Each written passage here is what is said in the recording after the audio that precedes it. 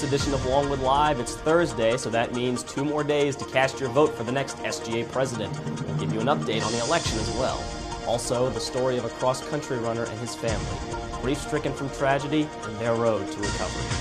And in sports, Cammy Knuckles and her attempt at history. All that and more, it's Longwood Live.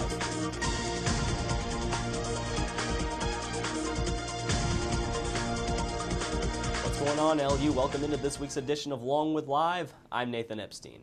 Well, the candidates have had their chance to speak, the voters have had their chance to listen, and now the only thing left is to wait. The voting process for the next president of the Student Government Association began this week when students were given the opportunity to place their ballots via blackboard.com on Monday.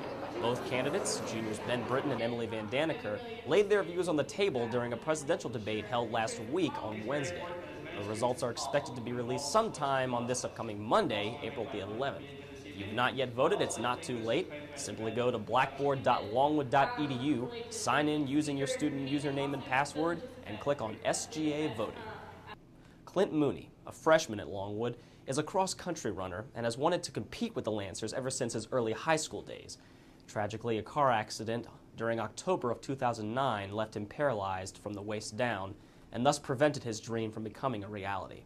6 months later, careful therapy and treatment haven't been the only things keeping Mooney and his family going. Avril Suleman has more on Clint Mooney and his road to recovery. Clint Mooney, a freshman at Longwood, was a great cross-country runner, transferring into Prince Edward County High School from one of the top cross-country programs at Midlothian High School. He always knew he wanted to run cross-country at Longwood. Sadly, he was involved in a car accident on October 3, 2009, that paralyzed him from the waist down.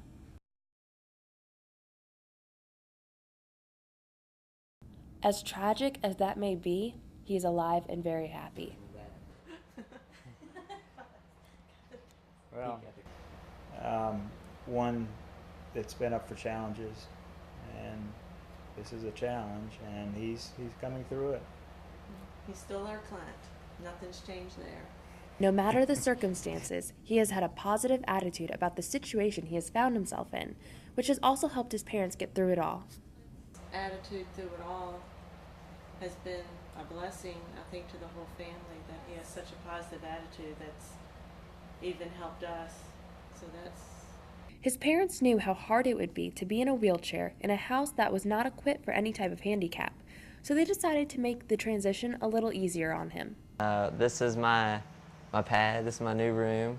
It used to be a 2-car garage, and it's all come together quite easily. It's not as challenging as I thought it would be. So he is keeping his head up and trying to reach his goal of walking again. Through it all, he is still the funny guy he has always been. Got a microwave, not plugged in. Probably the only one that has one of these around, you know. We move on to sports, where the big story has been Cammy Knuckles of the softball team and her go at the longest hitting streak in Longwood Lancers history.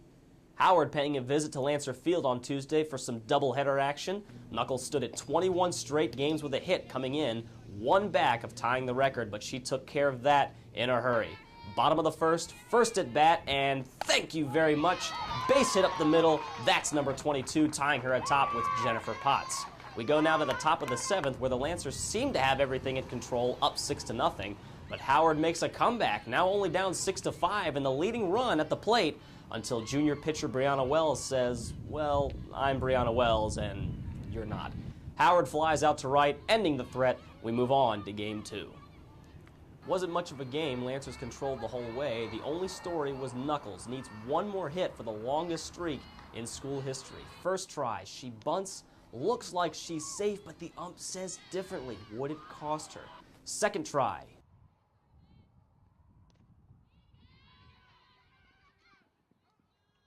Nope. Third at bat. Safe at first, but it's ruled an error. Oh my. So one last chance, and how about that? Strikes out swinging, and the streak ends at 22 games, tying her for the longest in school history. Lancers win 8-1. Here's Knuckles after Game 2. I'm glad that I got this far, so I guess I'm okay with it.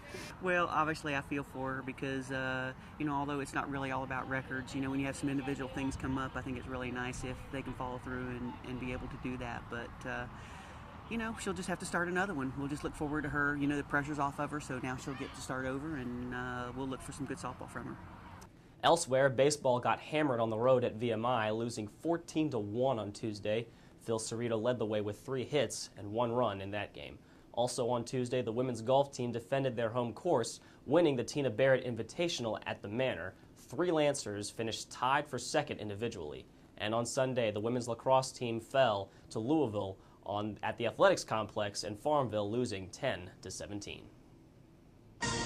Well, that's about it for this edition of Long with Live. Thanks for pushing that little play button on your screen. See you next time. I'm Nathan Epstein.